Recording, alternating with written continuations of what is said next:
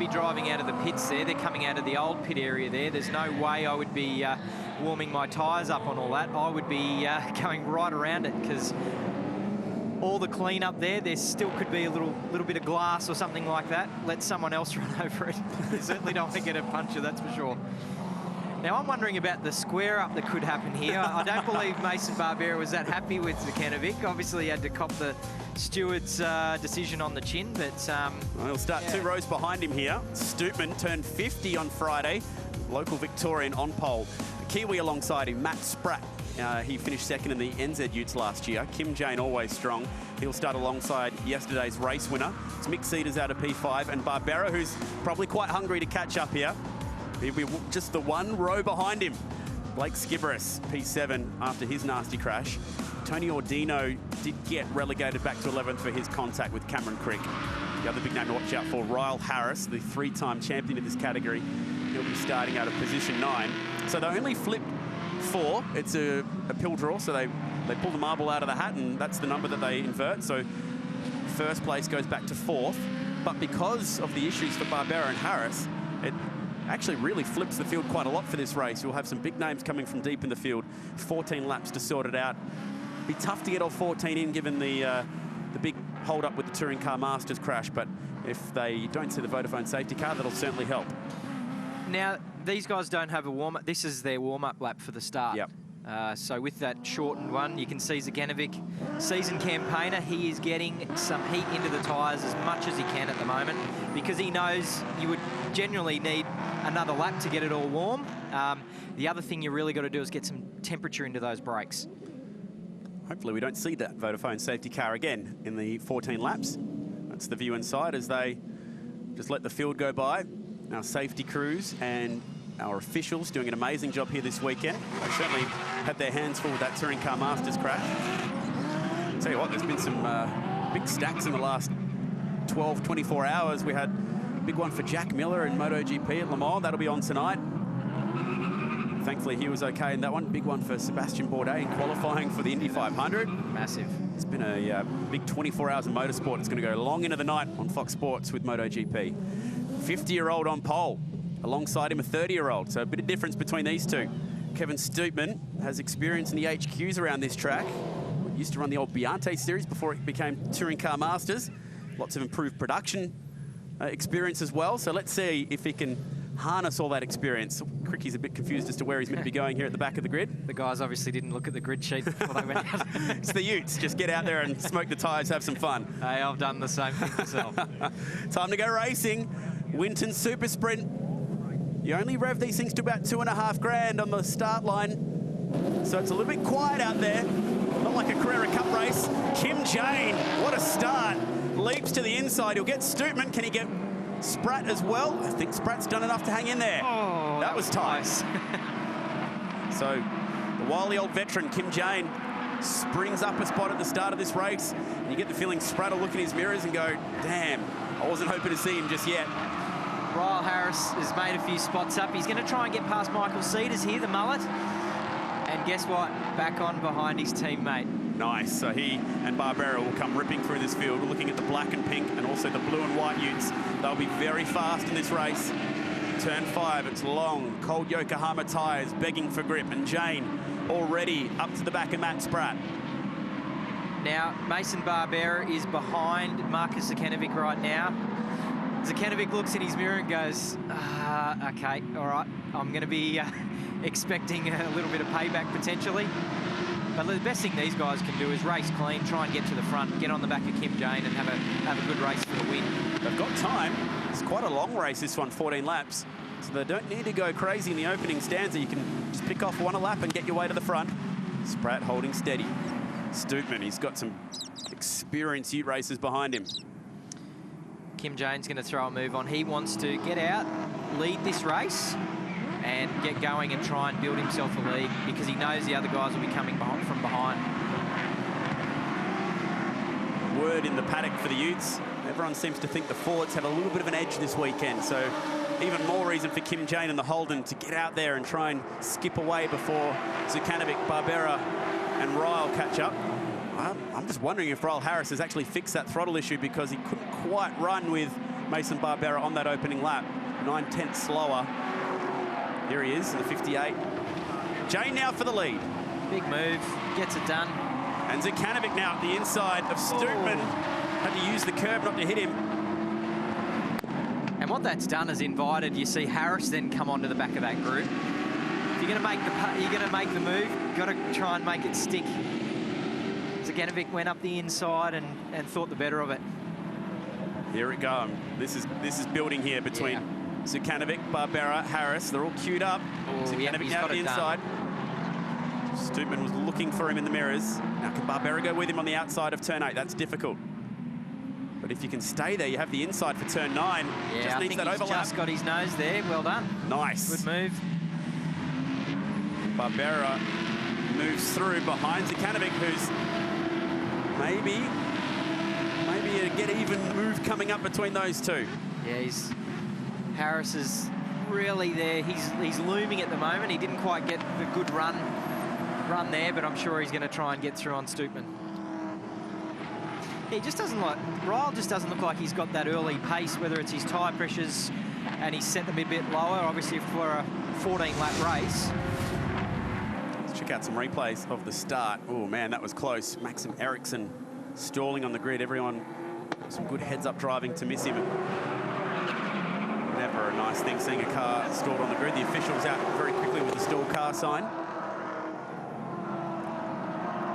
Good start from Matt Spratt. Kim Jane, he's one of the best getting off the line in this category. Stoopman had all night to think about how he would start this race. Harris up the inside. Harris. Another clean move there. Be interesting to see what Ryle Harris's pace is like, whether he can then get onto the back of Mason Barbera and also Marcus Zekanovic.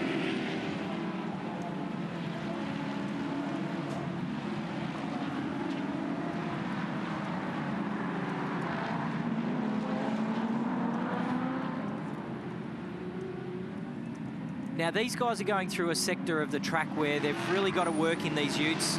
Going through the S's at the moment, these big, heavy utes at the moment, they're quite hard to get around these tight corners. The guys are making sure they're waiting, being nice and patient mid-corner. You can see where Zekanovic's coming down, and he's looming now on Matt Spratt. It's building. Spratt will have some full mirrors and quite a few concerns about the hungry pack chasing him down. Really don't think this throttle issue of Harris cleared up here. I think you're right. He's just hasn't quite got that pace. If he's only got 3/4 throttle, he's doing a pretty good job. Just needs to bank some points here. So, early running, potential issue for Ryle Harris. It's a good morning to Cameron Van and Nugget in the lane. Good morning, guys. I've actually jumped in with the team of Ryle Harris, and they say, no, he's not reporting an issue with it. It was actually connected to the throttle body yesterday that wasn't making good contact. This is a similar problem they talked about that George Medicki had when he was running in the utes, but they rewired this entire ute for Ryle Harris after Gold Coast last year. Still not completely on top of it, but they were certain it was that connected. They've changed. Yeah, they changed the throttle body, thanks for that, Cam, overnight, and they recrimped one of the wires that connects to it, which they thought was loose. This is the car we're talking about. It's a similar issue to what hampered Marcus Zekanovic the recent round. And if it's not back, then it's unusual that he's so far off the pace. Yeah, talk to his team manager, Cam, and just say, look, tell him to press on, tell him to go a bit faster. It's so easy, right? Yeah, from here. Of course. Barbera up the inside, clean move on Zekanovic, so no ill feelings from yesterday apparent there. And Matt Spratt was getting a little bit desperate on the throttle. You can see him sliding the rear tailgate around, and this is a chance here for Barbera. Yeah, if he can make this stick around the outside, if Spratt gives him some room, he's then got the inside line. Oh, they're leaning on each other at turn 10. No, he's not going to be able to do that. Spratt's, look, he's defending well. He's driving nice and straight. Barbera is looking fast, though. He's looking racy.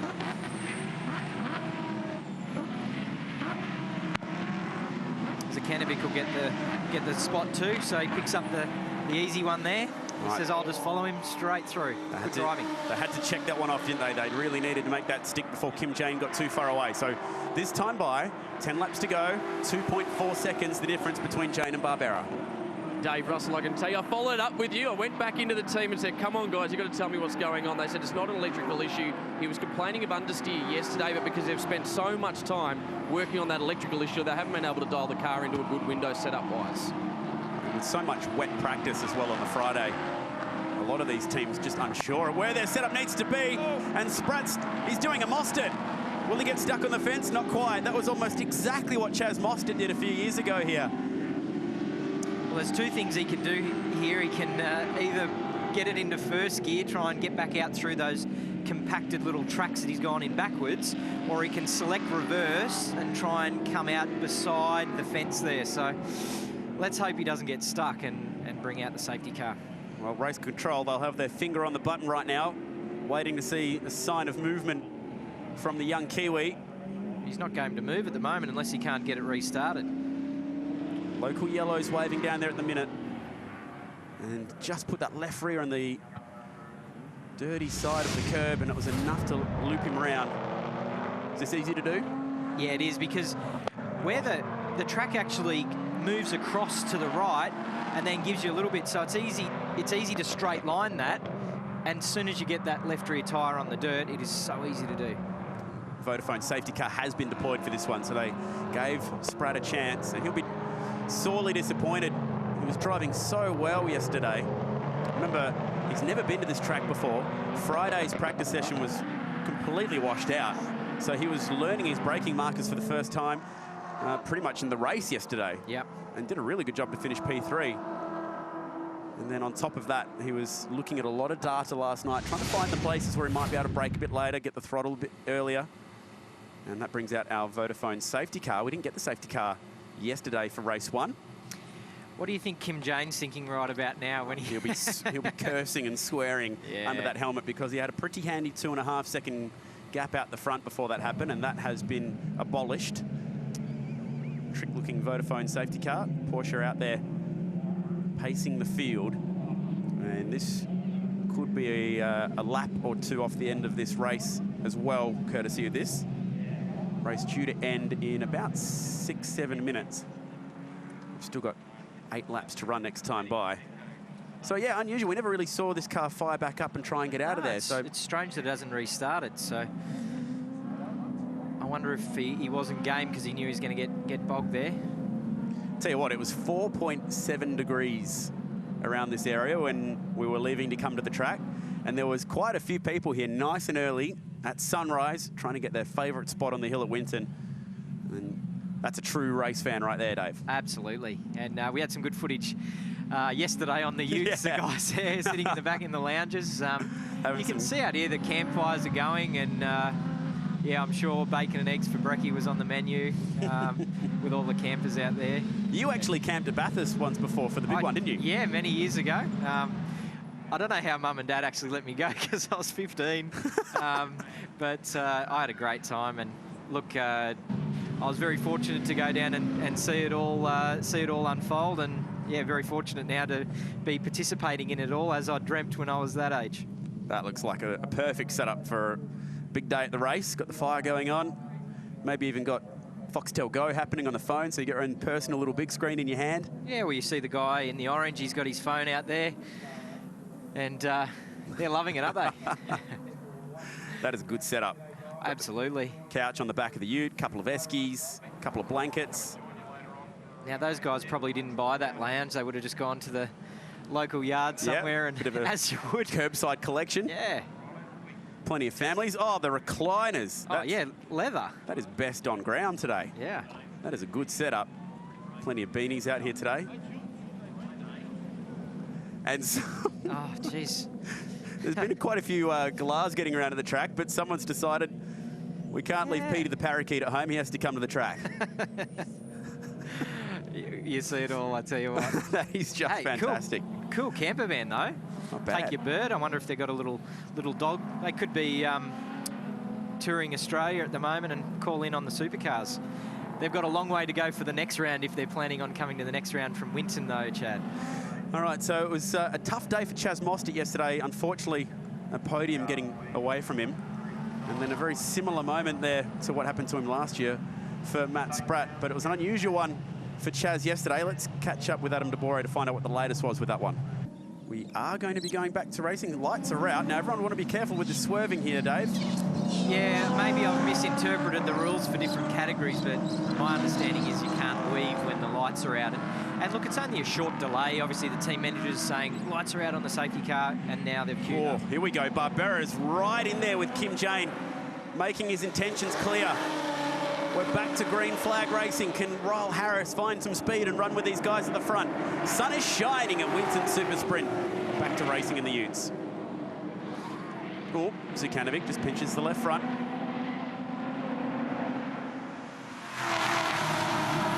So reverse grid race, heavy hitters have gotten to the front of the field already, and there's plenty of time for them to figure this one out. It's going to be a battle for the last few laps. You see there, Ryle Harris at the back there. He's a champion of this category. We're talking about he hasn't quite got the setup underneath. I can't help but think he's just going to go, right, I'll sit back and see how this unfolds. Well, it's only worth half points as well, so he doesn't need to go doing anything too crazy here. Maybe he can do a bit of a Bradbury and pick up a couple of late spots depending on which way the pieces fall. Barbera, though, full points, half points, he's going to have a go. You can see he's looking race. He's got a quick ute this weekend, and he definitely wants to get out in front. As I said, I don't think he was too happy with the result yesterday. Kim Jane, about 50 years of age. Mason Barbera, just 19. Big difference between these two, and there's a bit going on here. Mick Cedars had no idea that Blake Skipperis was outside him. Moved over onto the racing line, and there was a bit of contact. And that ute's looking a bit nicer than it was yesterday in the fence. Big effort from the Western Sydney Motorsport guys to fix that one up. So Kim Jane hanging on to the lead here, but they are looking racy behind him. Now, they had a little bit of time behind the safety car. Temperatures drop, the brake temp drops, your tyre pressures drop. So now they're back up to it. We're going to see who's got the pace for the remainder of the race here. Kim Jane, though, looking good. He knows how to block. He's been in this category for a long time. He knows how to place these V8 utes so that the rivals can't get past, and he's doing a good job at the moment. Last year's pole sitter and round winner. Actually, yesterday was the first time that the pole sitter hadn't won the first race in the utes here since 2004. And as suspected, this one will go time certain. As a matter of fact, this will be the last lap. So Kim Jane, he's nearly there. About 7 corners to go. This is one of those passing opportunities. Barbera's close enough. Oh, and he pulls the trigger. He dives up the inside, leans on him. Needs to give him a bit of room at the exit. Jane slides out, and that is the change for the lead. Good move. Or is it over? Jane's biting back here. Zukanovic, oh, geez, Kimmy, he left the door wide open there. Now, can he get back up the inside for the left-hander? He's got a bit of overlap. There's a bit going on in the background as well. Classic ute racing. Good 2 corners to go. Here's Ryle Harris back into the battle to go, righto, if you guys take each other out, I'll just cruise on through. The IOR Petroleum, number 17, looking good here. Mason Barbera, 1 pole yesterday. Last corner, Kim Jane's close, but not close enough. Good move, Mason Barbera, on the last lap, just to pop it on the inside, the unexpected there. He did a great job, and rightly so, he's very happy about that. Gets the checkered flag. That is a good win for Mason Barbera, the young Queenslander, 19 years of age. And he parks that one in P1. Started back on the 3rd row, gives the crowd a polite wave on the way through, and he'll be pretty happy with that one. Congratulations to the Peters Motorsport crew. Yesterday's pole sitter breaks through for his first win of this season. Kim Jane there in P2. Zukanovic putting together a pretty good weekend. He'll probably have pole for the last race, which is happening later today. Ryle Harris there, P4. And Mick Cedars rounding out the top 5. And Matt Spratt, unfortunately, started on the front row, but didn't work out for him slipping off the racetrack.